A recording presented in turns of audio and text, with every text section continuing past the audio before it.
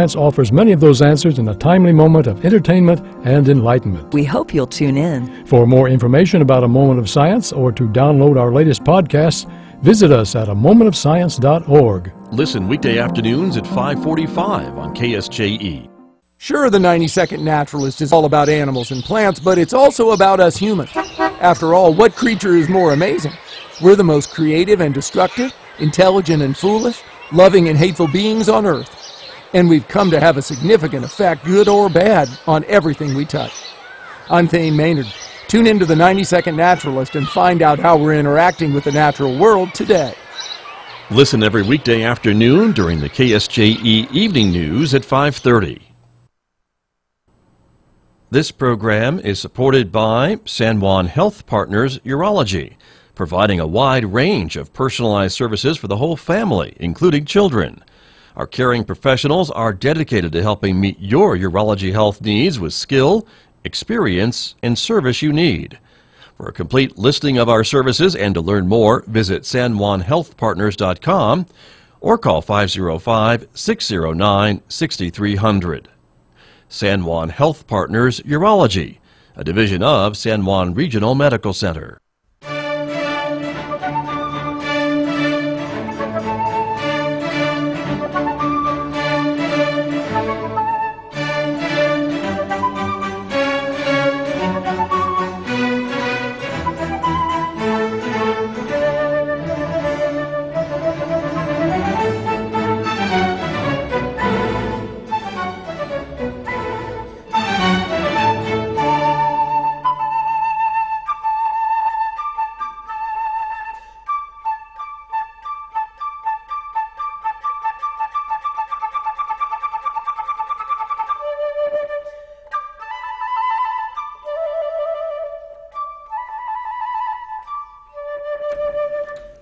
.32 on KSJE, and you're listening to the Scott Michlin Morning Program. Good morning, everybody. Thanks for tuning in. Welcome to our viewers who are watching us live on the KSJE Facebook page and YouTube channel.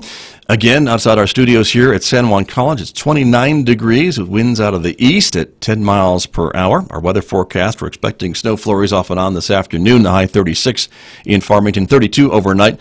More snow in the forecast for Friday with a high of 37 tomorrow and a low of 20. There is a winter storm warning in effect for San Juan County until noon on Saturday. Saturday's forecast, mostly sunny skies, the high 32 with a low 2 degrees overnight on Saturday, and then partly sunny skies on Sunday with a high of 35 and a low of 8 degrees.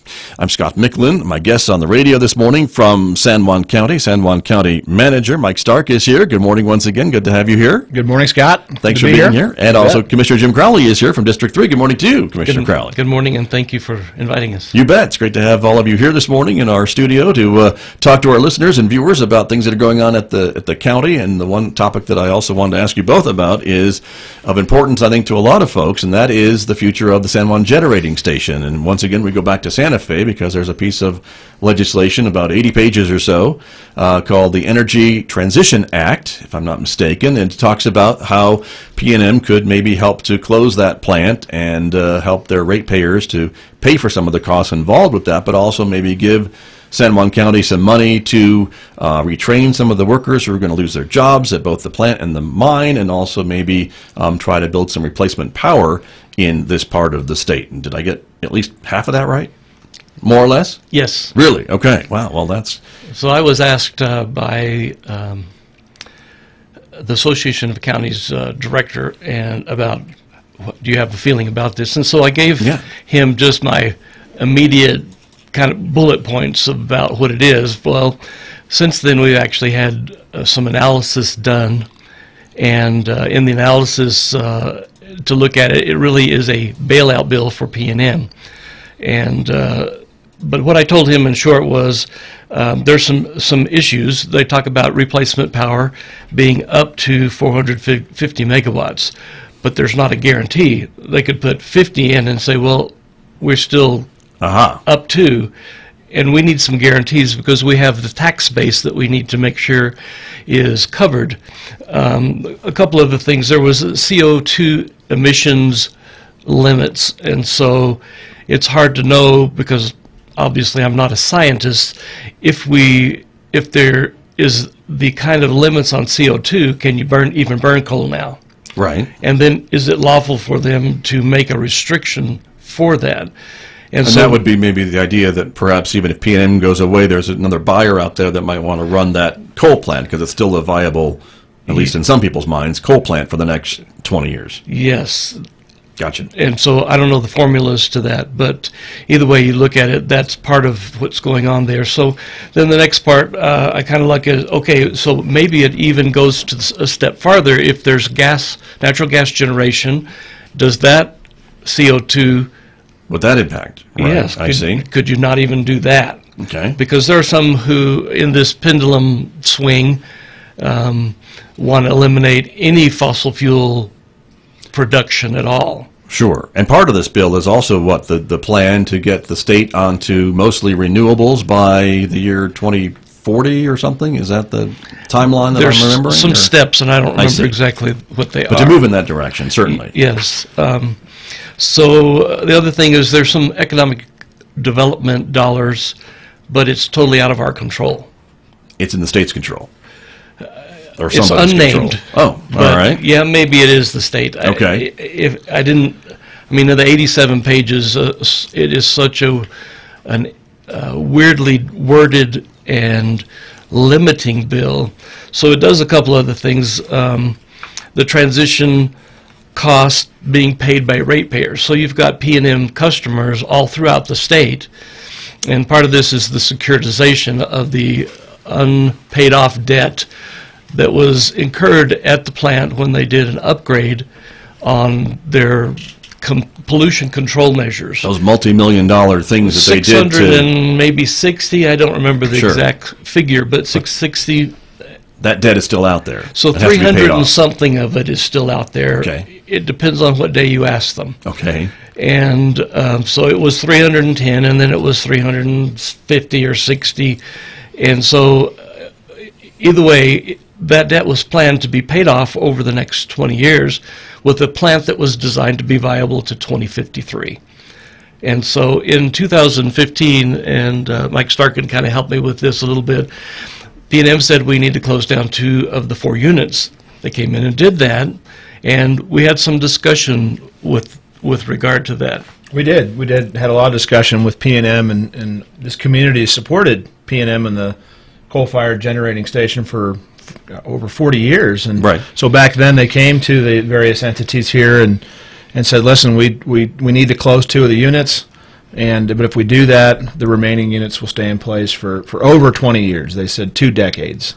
Okay, well, we understand it's not the best scenario, loss of jobs, loss of revenue, but if that's what it takes to keep the plant, we'll support you.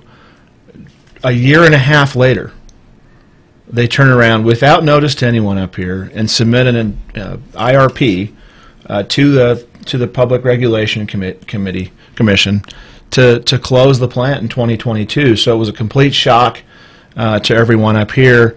And they're doing this without any studies being done, either by P&M, and if P&M's doing them, they're not sharing them, by the state of New Mexico. And I think that's really the great concern I think that all of us up here and really everyone statewide should have.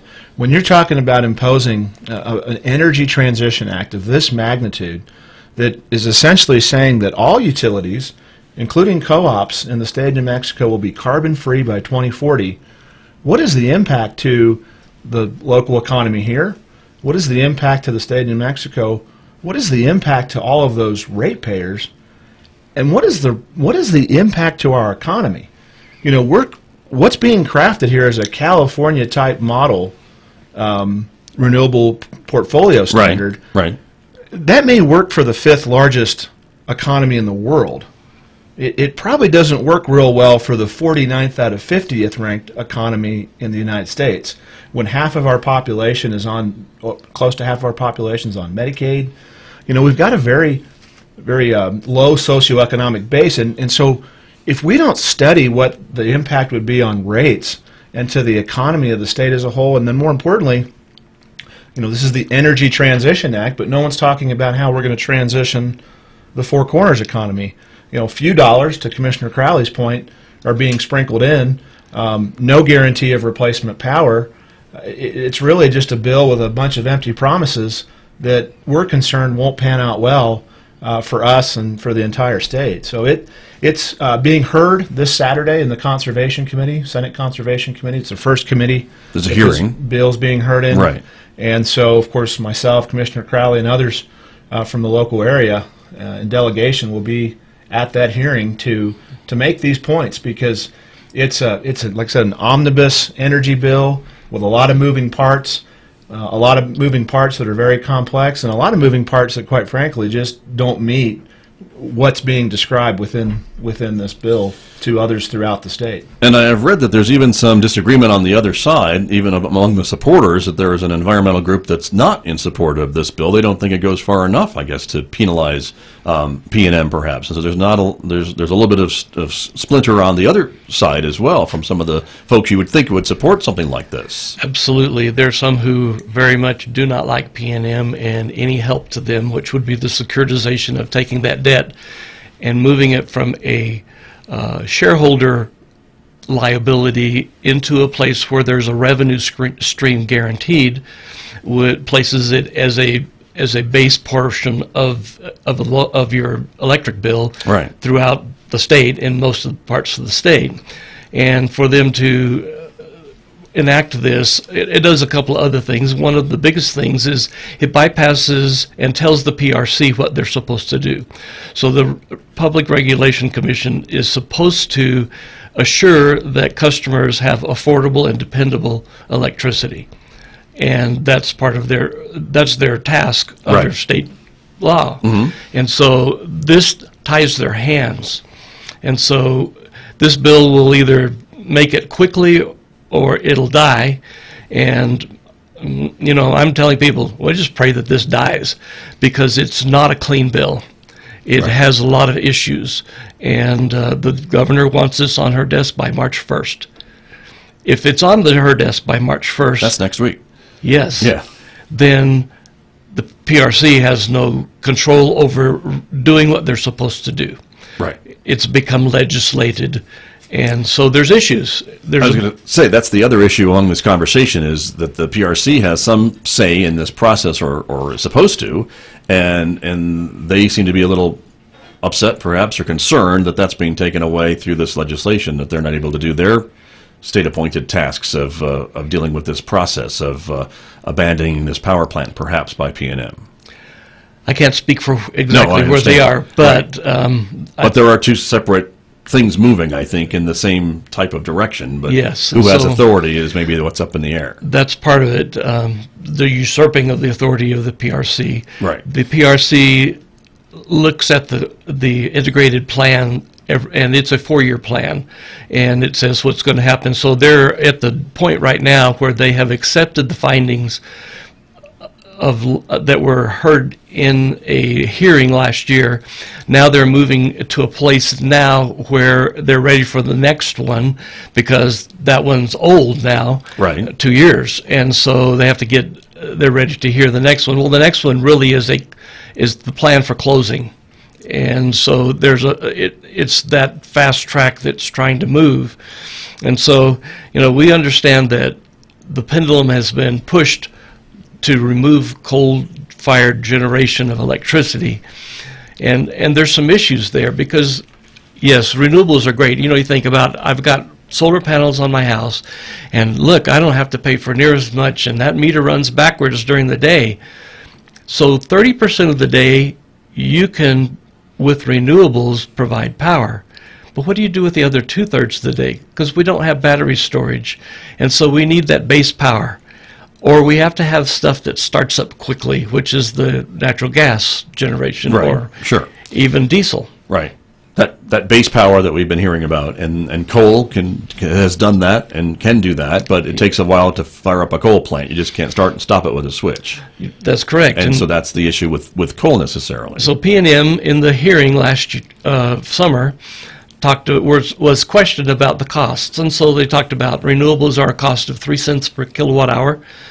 Coal generation is at 5 cents per kilowatt hour, and natural gas is at 9 cents per kilowatt hour. So if you're doing 2/3 of the day at 9 cents and 1/3 of the day at 3 cents, it's going to be higher than 5 cents throughout the day. Right. When you look at California, as Mike Stark had alluded to, we see 60 and 80% increases in their power costs and rolling blackouts as well as brownouts. They produce more during the day than they have the need for, and so they actually pay a power company in Wyoming to take their power during the day. The excess. The excess, right. Yes.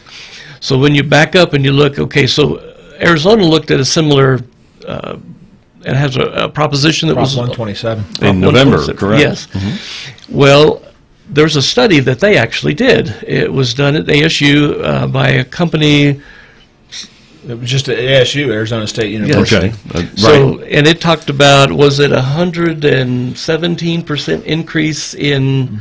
If they went to a 50% renewable portfolio standard by 2030, Arizona customers would see a 117% rate increase from 2017 to 2030 on their utility bill. So their utility bills would more than double. According to that study from ASU. Yeah. Interesting. So when and nothing's been done in New Mexico, I think, to your points earlier today, right? Absolutely. About any kind of impact on ratepayers. Absolutely. Yet, nothing. as we're talking. So, interesting.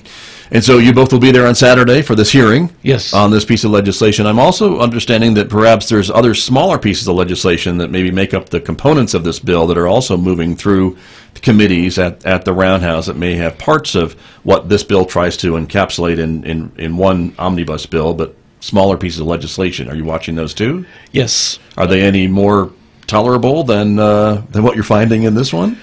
Senate Bill 492, Senator Soules has a clean securitization bill. And really, what's trying to be done in one bill probably needs to be done in 3 different pieces of legislation. So one would be securitization, to take the debt and figure out what to do with it.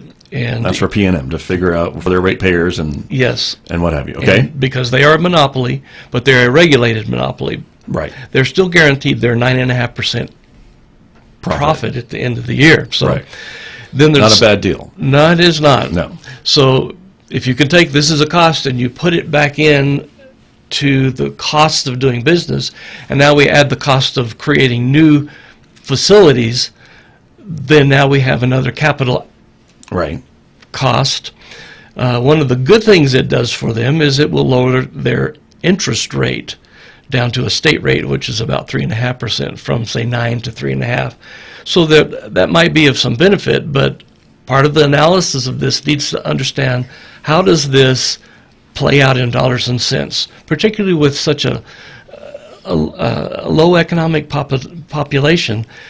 There are even some groups in Southern California who are filing suit, they haven't done it yet, on behalf of the poor. Can't pay their electric bill. Right. So what do they do? What do they do? Gotcha. So there's that bill. Is there other things that you're watching, Mike Stark, that are smaller bits of what we've been talking about this morning? Well, they are, to Commissioner Crowley's point, there are bills that just deal with the renewable portfolio standard. There are other bills that deal with securitization. Our own representative Montoya up here has introduced a clean securitization bill as well. So there are alternatives for legislators to look at, and we're actually going to share with them that they ought to look at those if they're really serious about moving and assisting PNM in this effort, because the Senate Bill 489, are just a lot of unintended consequences, and I think that it'd be unfortunate if they move forward with this, because we've seen legislation before where there are unintended consequences, where there's financial consequences to ratepayers, to the state, and unfunded mandates, quite frankly, that on an issue this big, why wouldn't you have at least Arizona did their due diligence. They contracted with Arizona State University to have this evaluated. It's unbelievable to me that the state of New Mexico would take such a major shift in transformation in energy policy and do it without a statewide study. Right. I hear what you're saying. And again, though, time is ticking, right? The clock is ticking on this plant. PNM says they want to be out of the coal business by 2022. Here we are in 2019. We have a 60-day session this year if nothing gets done. We have a 30-day session next year. And then here we are in 2021 with another 60-day session with 1 year out. Correct. Not that I'm counting, Now, but I am. And that wouldn't be all bad. I mean, that would mean that P&M wouldn't have time to move forward or have to request more time to build out replacement power, which would mean that San Juan Generating Station would continue to operate. I see. You know, today that's one of the cleanest plants in the United States. With all the work that's been done. All the work and retrofitting that's been done Right. with pollution control improvements. And so, in fact, it actually meets Governor Lujan Grisham's standard to mandate the reduction of carbon by 2020, I believe, was what she's proposed. And it meets that standard today. Already. Because of the closure of 2 units a year ago. So, you know, it's interesting that, and I don't think a lot of times legislators truly have the full picture. Obviously, it's tough. They deal with a lot of different bills. For example, this session, there have been over 1,500 bills introduced. Wow. I don't know how they do it. I don't know how they keep up with all of them. And more importantly, to have intricate knowledge in very specialized areas. You know, energy policy is a very specialized area. Commissioner Crowley and I and other commissioners and elected leaders here have been on the crash course ourselves. Right, really I was gonna trying say. to make certain that we Sure. have a full comprehensive knowledge of how energy markets work and Right. and how a regulated monopoly like P&M makes money. It's a lot to take on, and I feel like we have legislators that just see, well, this looks like a great flowery bill. I mean, who wouldn't want to support enhanced renewable energy requirements? Not knowing, well, gosh, should we ask the question what this would mean in dollars and cents? Right. To Sure. the state, to the local economy, to the ratepayers? Yeah, and I think, again, and that's a good point, because I think all of us say it would be great to move towards renewable energy, and I think we all can see the potential for renewable energy in our future, but in the meantime, as you mentioned, the battery technology isn't there, so what do you do when the sun's not out or when the wind's not blowing and you don't have that power source? You know, if you don't want to just sit in the dark and cold, you need something else, is what I've always heard. And Yes. that's where we are today. If you like to walk into your kitchen in the morning and turn your lights on. Well, yeah, that would be nice. If Or you a don't, coffee then maker. you can. There's other ways to make that work. Candles. I suppose. That's true. I guess that's true. Well, gentlemen, we are out of time this morning. We've talked about two, I think, really important issues with you, and I appreciate you coming in, Commissioner Crowley. Thank you for being here. I hope you'll come back. Thank you, I will. All right. Very good. Mike Stark, thank you for being here as well. You bet. You can always come back, and you always do. I will. Okay. Yes. Nice to see you both. So Same thank you. Thank you very much. My guests here from San Juan County here on KSJE, and I'll be back with more in just a moment. We'll talk about the economy coming up next. The time is 8:52.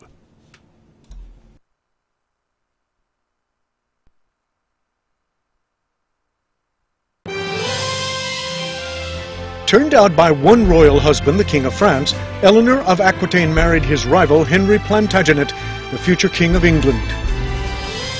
A Moment in Time with Dan Roberts. Strong and independent, Eleanor resisted at each stage of her career the